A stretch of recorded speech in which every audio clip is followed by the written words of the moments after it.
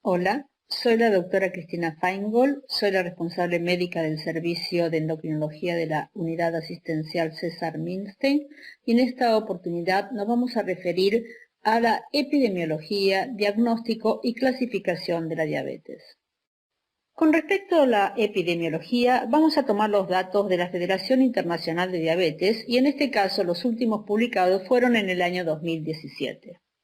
Entre lo destacado de este atlas podemos decir que, comparado con el 2015, hay 10 millones más de adultos con diabetes mellitus. También comparado con el 2015, hay 8 millones más de adultos mayores de 65 años. También hay 19 millones más de adultos con diabetes mellitus, comparando también con el año 2015. Y podemos decir también que cerca de 1 millón de niños y adolescentes padecen de diabetes tipo 1. Si nos posicionamos en el atlas del mundo, vemos que hoy por hoy tenemos 425 millones de personas con diabetes. En la progresión hacia el año 2045 se estima que va a haber 629 millones, lo cual da un aumento y un incremento muy importante del 48%. Esto es global, el crecimiento es importante en todo el mundo, pero si nos detenemos en lo que a nosotros en realidad nos interesa más, que sería el continente sudamericano, vemos que este incremento va a ser del 62%, muy por arriba de lo que sucede en América del Norte, que el incremento será del 35%, y si comparamos con Europa, el incremento va a ser del 16%. Si observamos nuevamente la progresión desde el 2017 hacia el 2045, vemos que no solo se incrementa notablemente la población, sino que el incremento mayor será justamente en los sujetos entre 65 y 79 años de edad. Es decir, vamos a tener más pacientes con diabetes tipo 2 y más adultos mayores con diabetes tipo 2 que lo que tenemos en el 2017. Diagnosticar la diabetes a tiempo es importante porque a través de sus complicaciones se aumenta la tasa de mortalidad. Como vemos en este gráfico, en Latinoamérica, la mortalidad por diabetes asciende al 0.2 millones de personas por año. Lo mismo sucede en Norteamérica, donde la tasa es del 0.3 y en Europa asciende al 0.5 millones de personas por año. De acuerdo a los datos del Centro Nacional para la Prevención de Enfermedades Crónicas y Promoción de la Salud de Estados Unidos, en el año 2011, la diabetes era la causa principal de insuficiencia renal, la causa principal de enfermedad cardíaca, la causa principal de accidente cerebrovascular, la causa principal de casos nuevos de ceguera, la causa principal de amputaciones no traumáticas y la séptima causa principal de muerte. ¿Qué sucede en la Argentina? En el año 2009, la segunda encuesta nacional de factores de riesgo determinó que el 9.6% de la población argentina tiene diabetes, que esto implica una cifra importante de personas, que aproximadamente la mitad de ellas desconoce el diagnóstico de la misma y que solo el 30% de estas personas reciben tratamiento. Ahora bien, estas cifras que acabamos de mencionar eran hasta el año 2009. Este año se acaba de publicar la última encuesta nacional de factores de riesgo que nos aportan nuevas cifras.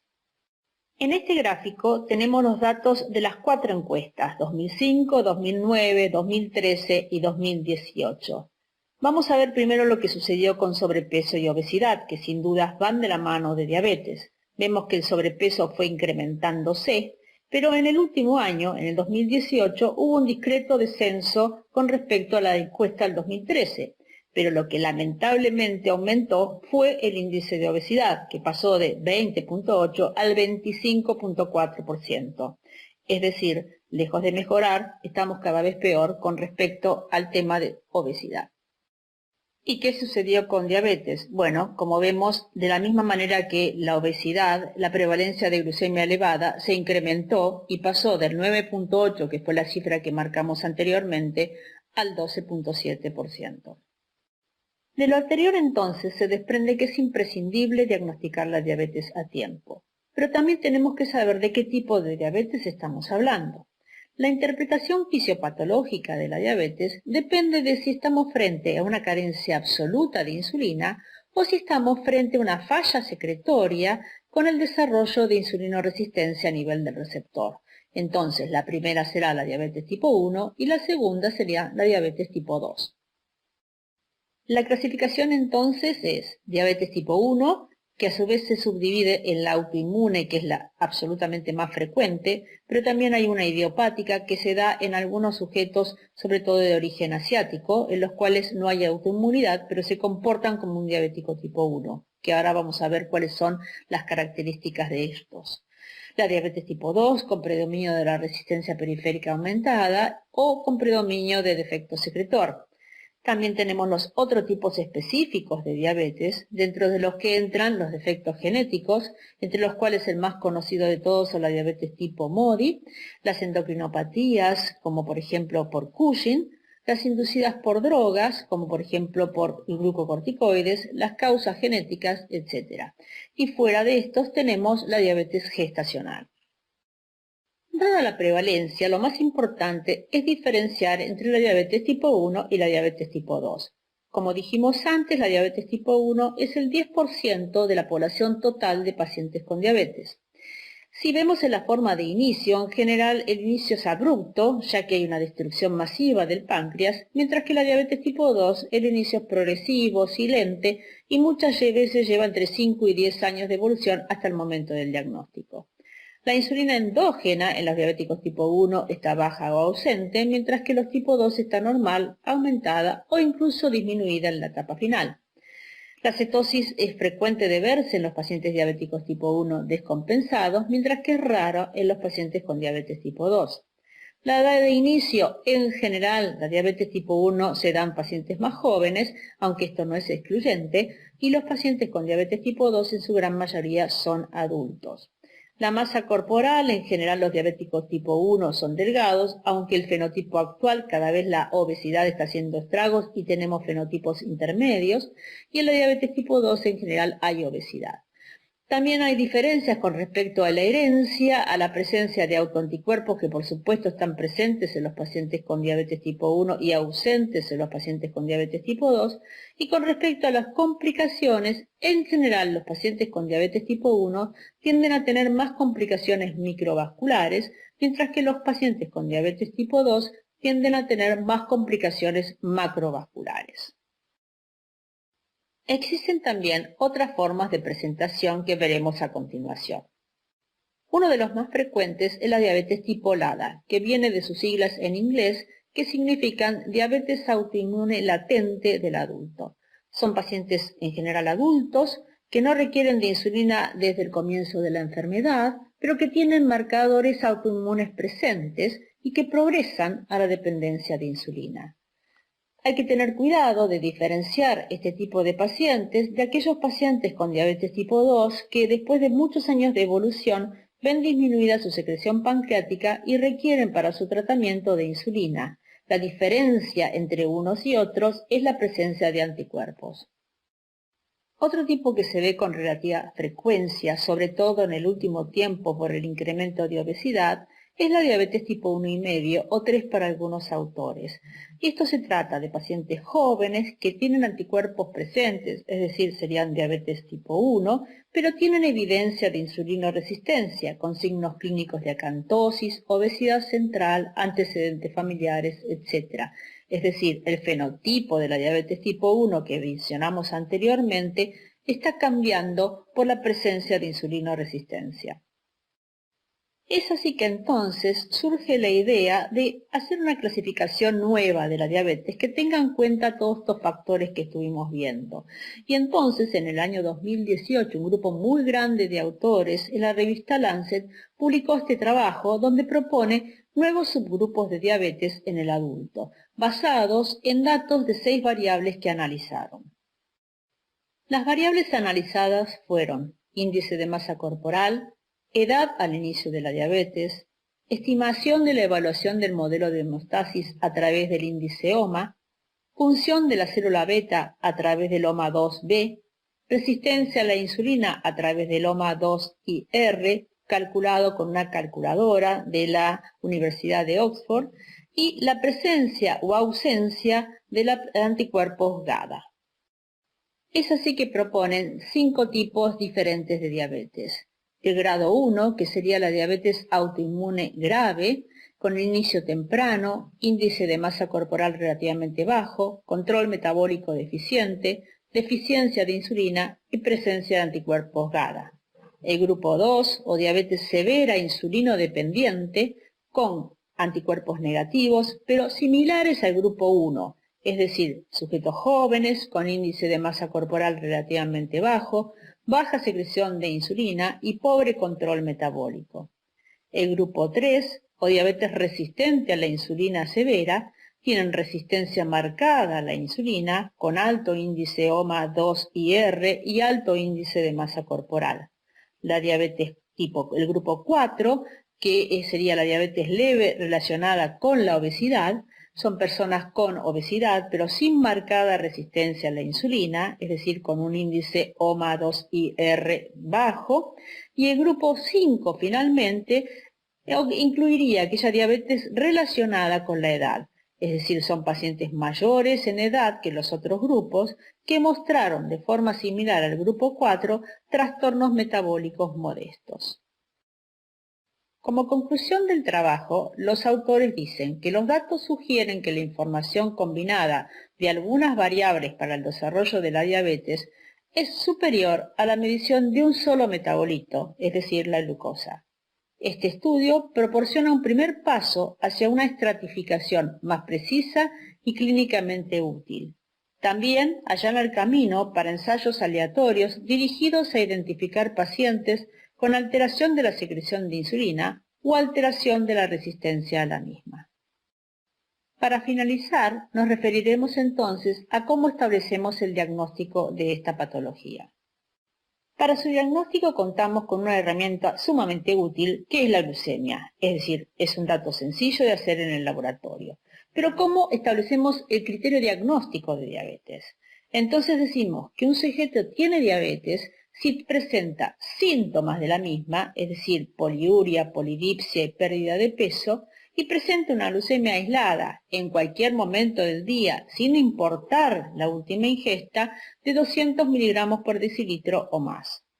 O si presenta una glucemia plasmática de ayunas de 126, luego de un ayuno de 8 horas, o si presenta una glucemia a las 2 horas post-carga de 200 miligramos por decilitro. Aclarando que cuando hablamos de carga, hablamos de una sobrecarga con 75 gramos de glucosa en 375 centímetros cúbicos de agua. En ausencia de hiperglucemia franca, estos criterios deben ser reconfirmados repitiendo la prueba en otro día. La curva no es recomendada para el uso clínico de rutina. Entonces el algoritmo diagnóstico quedaría constituido de la siguiente forma. Si tomamos la glucemia de ayunas, decimos que la glucemia es normal cuando la glucemia de ayunas está por debajo de 110. Decimos que el sujeto presenta una glucemia alterada de ayunas cuando tiene una glucemia entre 110 y 126. Y decimos que el sujeto tiene diabetes si tiene una glucemia de ayunas por arriba de 126 miligramos por decilitro. Por el otro lado, si lo que utilizamos son los datos de las 2 horas luego de la carga, decimos que un sujeto tiene normoglucemia si la glucemia a las 2 horas está por debajo de 140 miligramos por decilitro.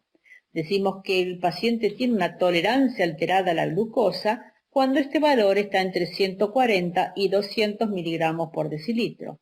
Y decimos que presenta diabetes cuando este valor está por arriba de los 200 miligramos por decilitro. Como habrán observado en el cuadro anterior, se propone como glucemia normal aquella que está por debajo de 110 miligramos por decilitro.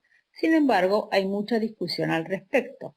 El límite superior aceptado por la Sociedad Argentina de Diabetes de 110 fue tomado a partir de la experiencia clínica de los laboratorios. Sin embargo, la Sociedad Americana de Diabetes acepta como límite superior de normalidad la glucemia de 100. De todas maneras, nosotros sabemos que no existe un umbral donde se incremente en forma aguda el riesgo de un evento clínico o metabólico. Dada la discusión de qué límite aceptar, en el año 2006 la Sociedad Argentina de Diabetes se reunió para establecer el consenso sobre el criterio diagnóstico de la glucemia alterada de ayunas. Es así que la Sociedad Argentina de Diabetes recomienda mantener el valor de corte original de la glucemia alterada de ayunas en 110 o 6.1 milimoles por litro en personas que no presenten factores de riesgo de diabetes. Sugerir el valor de 100 o 5.6 milimoles por litro en las personas que presenten factores de riesgo para diabetes. Promover el desarrollo de investigaciones evaluando las modificaciones propuestas. Prescribir cambios en el estilo de vida en aquellos sujetos que presenten glucemia alterada de ayunas y no utilizar el término prediabetes para referirse a personas con glucemia alterada de ayunas. Posteriormente, en el año 2010, en las jornadas rioplatenses realizadas en Uruguay, se discutió sobre las convergencias, divergencias, variabilidad, puntos de cortes e indicación de la glucemia de ayunas, la hemoglobina glicosilada y la insulinemia. Dado que la mayor parte de las asociaciones científicas, como vemos en este cuadro, adoptan como glucemia normal la glucemia por debajo de 110, la Sociedad Argentina de Diabetes decide continuar con este criterio diagnóstico. ¿Qué ventajas ofrece la determinación de la hemoglobina glicosilada sobre la glucemia de ayunas y la curva de tolerancia oral a la glucosa? Sabemos que esta está estandarizada y alineada con los criterios del DCCT y del UKPDS. La glucemia, no obstante, está menos estandarizada que la misma. Ofrece un mejor índice de exposición glucémica a lo largo del tiempo y también nos pone de aviso sobre el riesgo de complicaciones crónicas. Tiene una menor variabilidad biológica, una menor inestabilidad preanalítica, no requiere de ayuno para su realización, relativamente no es afectada por las perturbaciones agudas de la glucemia, como por ejemplo el estrés y las infecciones, y corrientemente es utilizada para guiar el manejo y ajustar el tratamiento, como todos ustedes verán más adelante en los algoritmos terapéuticos. Si hablamos de la variabilidad en el día a día que mencionamos antes, la hemoglobina glicosilada tiene una variabilidad de 3.6%, mientras que la glucemia de ayunas tiene una variabilidad del 5.7% y la glucemia postprandial del 16.6%. Sin embargo, la hemoglobina glicosilada en la Argentina no es utilizada para el diagnóstico de diabetes porque ofrece algunas desventajas. Por ejemplo, la gran profusión de métodos existentes en el mercado que no alinean con los criterios del DCCT o UKPDS. Por otro lado, sabemos que los valores pueden ser afectados por otras condiciones clínicas como el embarazo, hemoglobinopatías, etc., que hay que tener en cuenta para la interpretación de los resultados. Sin embargo, cuando contamos con la posibilidad de poder realizar la hemoglobina glicosilada de la manera correcta, podemos utilizarla así para diagnóstico. Y es así que la Sociedad Americana de Diabetes propone como diagnóstico a la hemoglobina glicosilada y dice: hablamos de diabetes ante la presencia de una hemoglobina glicosilada por arriba de 6.5%.